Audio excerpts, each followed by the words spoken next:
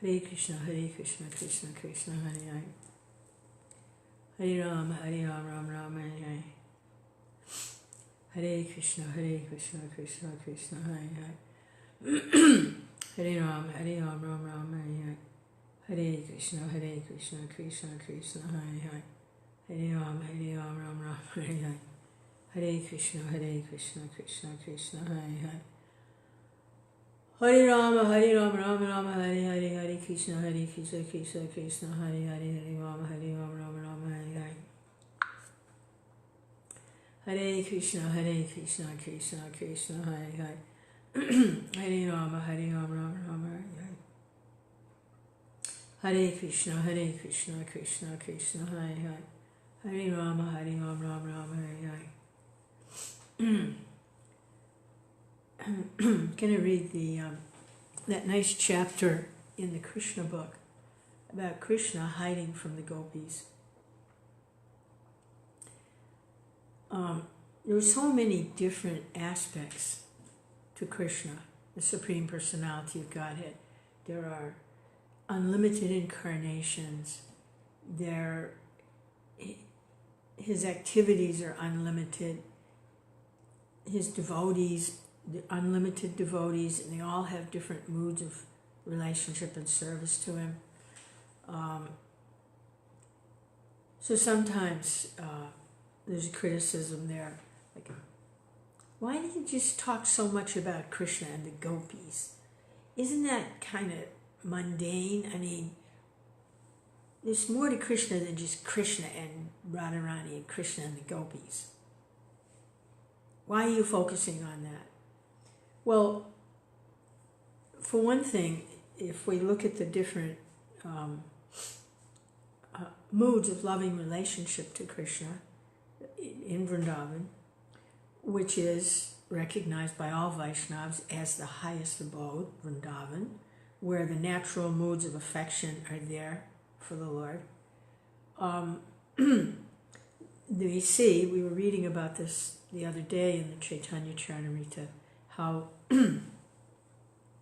they accumulate. In other words, they're described by the realized souls, the pure devotees, that there are 5 basic moods of loving relationship with the Supreme Personality of Godhead, Krishna.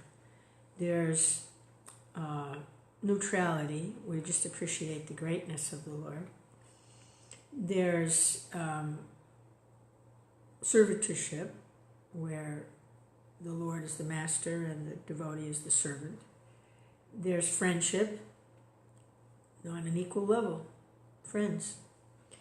And there's parental ras, where the devotee is the parent and Krishna is dependent on the devotee. And then there's the conjugal ras of lover and beloved. So it's described that they accumulate. In other words, each one graduates and contains the mood before it. Like a sense of greatness of the Lord is contained within servitude. And both a sense of greatness of the Lord and servitude is contained within friendship. Friends serve each other. And a sense of greatness and servitude and friendship is contained in parental love, because the parents are the greatest friends of the Lord. They see to his every need, and he's dependent on them. So also, the parents are the great friend of the Lord. And then within conjugal mood, all the others are contained. Sense of greatness, servitorship, friendship, and parental, meaning seeing that the Lord is dependent, is all contained within a lover and beloved relationship. So nothing is missing. So focusing on Krishna's mood with the Gopis, who are in this conjugal ras, contains everything.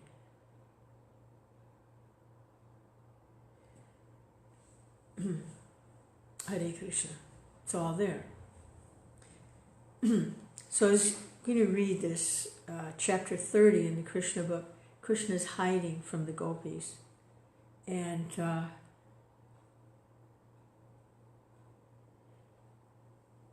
they're not just stories, they're guides to the energies and the personalities and the interactions that go on. It's a little sample of the activities, the feelings, the emotions, the devotional atmosphere in the spiritual world, especially the topmost Goloka Vrindavan. Amongst the topmost devotees, this is what we're being given. The greatest is being given to the most fallen of this age. Hare Krishna. Hare Krishna. So, Krishna is hiding from the Gopis. I offer my respects to my spiritual master. A.C. Bhaktivedanta Swami Prabhupada, founder Acharya of the International Society for Krishna Consciousness. And to my dear friend and very eccentric Avadut, Srila Gaura Haridas. I like to hear from him because of his ecstatic mood. He's a madman, but he has an ecstatic mood that's very refreshing. And I like to hear from him and follow his antics. So chapter 30, Krishna hiding from the Gopis. When Krishna suddenly disappeared from the company of the Gopis, they began to search for him in every place. After not finding him anywhere, they became afraid and almost mad after him. They were simply thinking of the pastimes of Krishna in great love and affection. Being absorbed in thought, they experienced loss of memory, and with dampened eyes, they began to see the very pastimes of Krishna. His beautiful talks with them, his embracing, kissing, and other activities. Being so attracted to Krishna, they began to imitate his dancing, his walking and smiling, as if they themselves were Krishna. Due to Krishna's absence, they all became crazy. Each one of them began to tell the others that she was Krishna himself. Soon, they all began to assemble together and chant Krishna's name very loudly. And they moved from one part of the forest to another, searching for him. Actually, Krishna is all-pervasive. He is in the sky, he is in the forest, he is within the heart, and he is always everywhere. That's like the prayer to Lord Nrsingadev. Nrsingadev is everywhere. When Prahlad was in danger, being threatened by his envious father, Prahlad told his father, "Yes, Father, Krishna's everywhere." His father pointed over there. Said, "Yes, he's over there." And Father pointed over here. "Yes, he's over there." And Father pointed this guy. "Yes, Father, he's everywhere. Krishna's everywhere." And finally, his father became so furious and angry. He asked is he in this column, in this pillar? It was holding up part of the building. And Prahlad said, "Yes, Father, he's everywhere. He's in the pillar. He's in the column." And his father, enraged, drew a sword and said, "Well, then I'll kill him." And he smashed the pillar in rage. And Krishna popped out of the pillar. He manifested as Nrsingadev and tore him apart, gave him liberation. Hare Krishna, Krishna Krishna, Hare Hare. The Gopis therefore began to question the trees and plants about Krishna. There were various types of big trees and small plants in the forest, and the Gopis began to address them. Dear banyan tree, have you seen the son of Maharaj Nanda passing this way, laughing and playing on his flute? He has stolen our hearts and has gone away. If you have seen him, kindly inform us which way he has gone. Dear Ashoka tree, dear Naga flower tree, dear Champaka flower tree, have you seen the younger brother of Balaram pass this way? He has disappeared because of our pride. The gopis were aware of the reason for Krishna's sudden disappearance. They could understand that when they were enjoying Krishna, they thought themselves to be the most fortunate women within the universe. And since they were feeling proud, Krishna disappeared immediately just to curb their pride. Krishna does not like his devotees to be proud of their service to him. He accepts everyone's service, but he does not like one devotee to be prouder than the others. If sometimes there are such feelings, Krishna ends them by changing his attitude toward the devotee. The gopis then began to address the tulasi plants. Dear Tulasi, you are much beloved by Lord Krishna because your leaves are always at his lotus feet. Dear Malati flower, dear Malika flower, dear Jasmine flower, all of you must have been touched by Krishna while he was passing this way after giving us transcendental enjoyment. Have you seen Madhava passing this way? O mango tree, O trees of jackfruit, O pear trees and asana trees, O blackberries and bile trees and trees of kadamba flower, you are all very pious trees to be living on the bank of Yamuna River. Krishna must have passed through this way. Will you kindly let us know which way he has gone?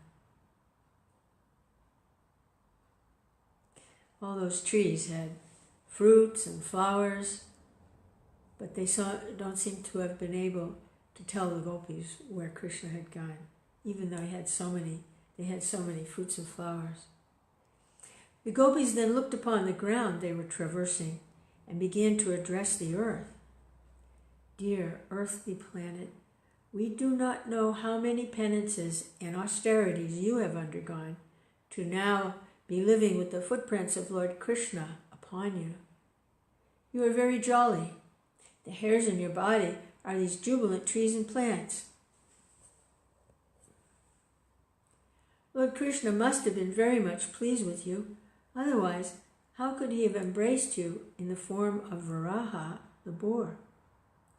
When you were submerged in water, he delivered you, taking the whole weight of your existence on his tusks.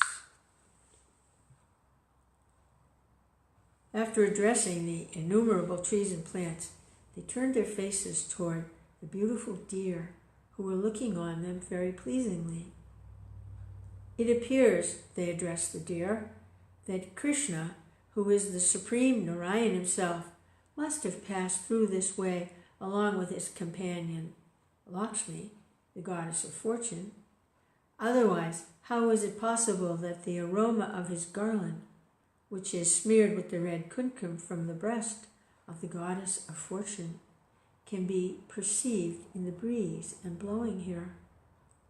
It appears that they must have passed through here and touched your bodies, and thus you are feeling so pleasant and are looking toward us with sympathy. Will you kindly therefore inform us which way Krishna has gone? Krishna is the well-wisher of Vrindavan. He is as kind to you as to us. Therefore, after leaving us, he must have been present in your company. O fortunate trees, we are thinking of Krishna, the younger brother of Balaram. While passing through here, with one hand resting on the shoulder of the goddess of fortune, and the other hand whirling a lotus flower, he must have been very pleased to accept your obeisances, and he must have glanced at you with great pleasure. Some of the gopis then began to address their other gopi friends. Dear friends, why don't you question these creepers who are so jubilantly embracing the big trees as if the trees were their husbands. It appears that the flowers of the creepers must have been touched by the nails of Krishna. Otherwise, how could they feel so jubilant? After searching for Krishna here and there, when the gopis became fatigued, they began to talk like mad women. One of them imitated the demon Putana, and one of them imitated Krishna and sucked her breast. One gopi imitated a hand-driven cart, and another gopi lay down beneath the cart and began to throw up her legs, touching the wheels of the cart, as Krishna did to kill the demon Sakatashura. They imitated child Krishna, lying down on the ground, and one gopi became the demon Trinavarta and carried the small child Krishna by force into the sky. One of the gopis began to imitate Krishna while he was attempting to walk, ringing his ankle bells. Two gopis imitated Krishna and Balaram, and many others imitated the cowherd boyfriends. One gopi assumed the form of Bakashura, and another forced her to fall down as the demon Bakashura did when he was killed. Similarly, another gopi defeated Vatsashura. Just as Krishna used to call his cows by their different names, so the gopis imitated him, calling the cows by their respective names. One of the gopis began to play on a flute, and another praised her the way Krishna's boyfriends praised him while he was playing on his flute. One of the gopis took another gopi on her shoulders, just as Krishna used to take his boyfriends. Absorbed in thoughts of Krishna, the gopi who was carrying her friend began to boast that she was Krishna herself. All of you, just see my movement. One of the gopis raised her hand with her covering garments and said, "Now, don't be afraid of torrents of rain and severe hurricanes. I'll save you." In this way, she imitated the lifting of Govardhan Hill. One gopi forcibly put her feet on the head of another gopi and said, "You rascal Kaliya, I shall punish you severely. You must leave this place. I have descended on this earth to punish all kinds of miscreants." Another gopi told her friends, "Just see, the flames of the forest fire are coming to devour us. Please close your eyes, and I shall immediately save you from this imminent danger." In this way, all the gopis were madly feeling the absence of Krishna. They inquired for him from the trees and plants. In some places they found the imprints of the marks on the sole of his feet, namely the flag, the lotus flower, the trident, the thunderbolt, etc. After seeing those footprints, they exclaimed, "Oh, here is the impression of the marks on the soul of Krishna. All the marks, such as the flag, the lotus flower, the trident, and the thunderbolt, are distinctly visible here." They began to follow the footprints, and shortly they saw another set of footprints beside them, and immediately they became very sorry. Dear friends, just see, whose are these other footprints? They're beside the footprints of the son of Maharaj Nanda. It is certainly Krishna passing through, resting his hand on some other gopi, exactly as an elephant goes side by side with his beloved mate. We must therefore understand that this particular gopi served Krishna with greater affectionate love than ourselves. Because of this, although he has left us, he could not leave her company. He has taken her along with him. Dear friends, just imagine how the dust of this place is transcendently glorious. The dust of the lotus feet of Krishna is worshipped even by Lord Brahma and Lord Shiva and the goddess of fortune Lakshmi. But at the same time, we're very sorry that this particular gopi has gone along with Krishna, for she is sharing the nectar of Krishna's kisses and leaving us aside to lament. Oh, Oh, friends, just see. At this particular spot, we do not see the footprints of that gopi. It appears that because there were some pinpricks from the dried grass, Krishna took Radharani on his shoulder. Oh, she is so dear to him.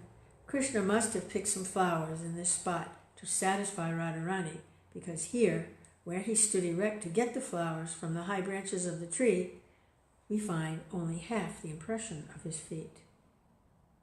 Dear friends, just see how Krishna must have sat down here with Radharani and tried to set flowers in her hair. You can be certain that both of them sat together here. Krishna is self-sufficient. He has nothing to enjoy from any other source, yet just to satisfy his devotee, he has treated Radharani exactly as a lusty boy treats his girlfriend. Krishna is so kind that he always tolerates the disturbances created by his girlfriends. In this way, all the gopis began to point out the faults of the particular gopi who had been taken alone by Krishna. They began to say that the chief gopi Radharani, who was taken alone by Krishna, must be very proud of her position, thinking herself the greatest of the gopis. Yet, how could Krishna take her away alone, leaving all of us aside, unless she be extraordinarily qualified and beautiful? She must have taken Krishna in the deep forest and told him, "My dear Krishna, I am now very tired. I cannot go any further. Please carry me wherever you like." When Krishna was spoken to in this way, he might have told Radharani, "All right, better get on my shoulder." But immediately Krishna must have disappeared, and now Radharani must be lamenting for him. "My dear lover, my dearest, you are so fine and powerful. Where have you gone? I am nothing but your most obedient maidservant. I am very much aggrieved. Please come and be with me again." Krishna, however, is not coming to her. He must be watching her from a distant place and enjoying her sorrow. All the gopis then went further and further into the forest, searching out Krishna. But when they learned that actually Radharani was left alone by Krishna, they became very sorry. This is the test of Krishna consciousness. In the beginning, they were a little envious that Krishna had taken Radharani alone, leaving aside all other gopis. But as soon as they knew that Krishna had also left Radharani and that she was alone, lamenting for him, they became more sympathetic to her. The gopis found Radharani and heard everything from her about how she misbehaved with Krishna and how she was proud and was insulted for her pride. After hearing all this, they became actually very sympathetic. Then all the gopis, including Radharani, began to proceed further into the forest until they could no longer see the moonlight. When they saw that it was getting gradually darker, they stopped. Their mind and intelligence became absorbed in the thoughts of Krishna. They all imitated the activities of Krishna and his speeches. Due to their heart and soul being completely given to Krishna, they began to chant his glories, completely forgetting their family interests. In this way, all the gopis assembled together on the bank of Yamuna, and expecting that Krishna must return to them, they simply engaged in the chanting of the glories of Krishna. Hare Krishna, Hare Krishna, Krishna Krishna, Hare Hare, Hare Rama, Hare Rama, Rama Rama, Hare Hare. Hare Krishna, Hare Krishna, Krishna Krishna, Hare Hare, Hare Rama, Hare Rama, Rama Rama, Hare Hare. Krishna hiding from the gopis. Hare Krishna, Hare Krishna, Hare Krishna. Krishna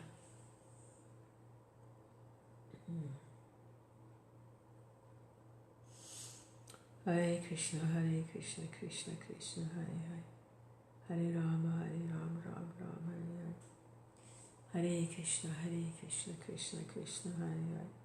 Hare Rama, Ram Ram, Hare Hare. Hare Krishna, Krishna Krishna, Hare Hare. Hare Rama, Ram Ram, Hare Hare. Hare Krishna, Krishna Krishna, Hare Hare. Hare Rama,